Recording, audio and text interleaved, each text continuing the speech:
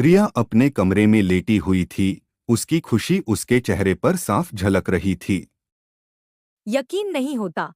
2 महीने पहले तक मुझे कोई जानता भी नहीं था और आज पूरे इंडिया में हर म्यूजिक लवर की जुबान पर बस एक ही नाम है, सिंगर रिया खन्ना।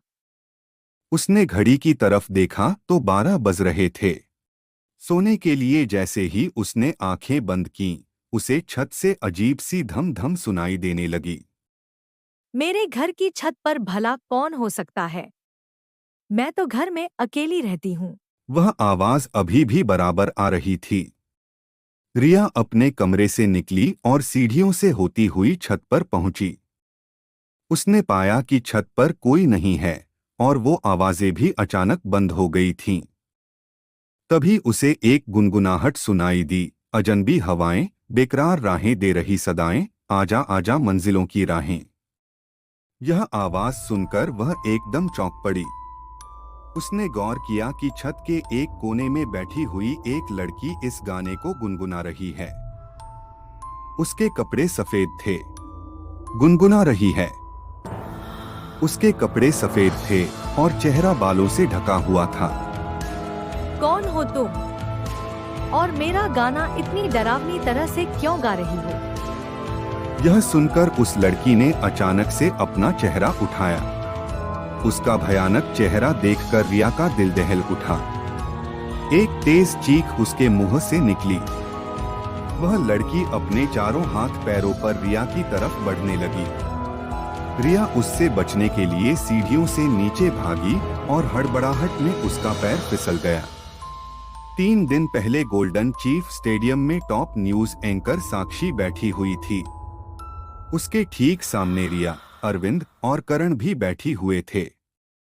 कुर्सियों पर बैठी ऑडियंस का पूरा ध्यान रिया पर था।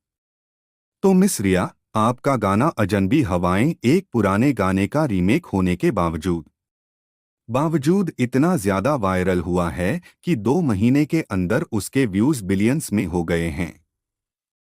इसके साथ ही आप 2023 के बेस्ट सिंगर्स में नामांकित भी हो चुकी हैं। तो बताएं, इतनी बुलंदी पर पहुंचकर आपको कैसा महसूस हो रहा है? सच बताऊं तो मैंने कभी नहीं सोचा था कि मेरा ये गाना लोगों को इतना पसंद आएगा।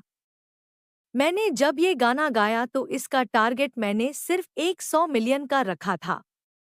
लेकिन सिर्फ 2 महीने के अंदर ये बिलियंस में सुना गया। इसके लिए मैं अपने सभी फैंस की शुक्रगुजार हूँ। ये कहकर उसने ऑडियंस की तरफ देखा और पूरा स्टेडियम तालियों के शोर से गूंज गया। इस गाने का अजनबी हवाएं वर्ड तो आपने पुराने सॉन्ग से लिया था, लेकिन बाकी के जो खूबसूरत शब्द आपने खुद से लिखे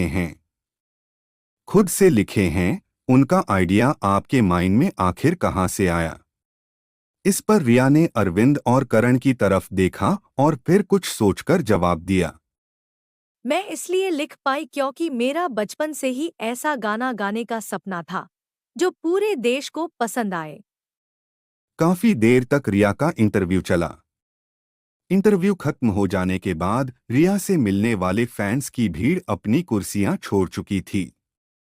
इसलिए इन तीनों की गाड़ी को पीछे वाले गेट से निकाल दिया गया। रिया, यार सच में जब से हमारा गाना फेमस हुआ है ना, मुझे तो पूरी सेलिब्रिटी वाली फीलिंग आती है।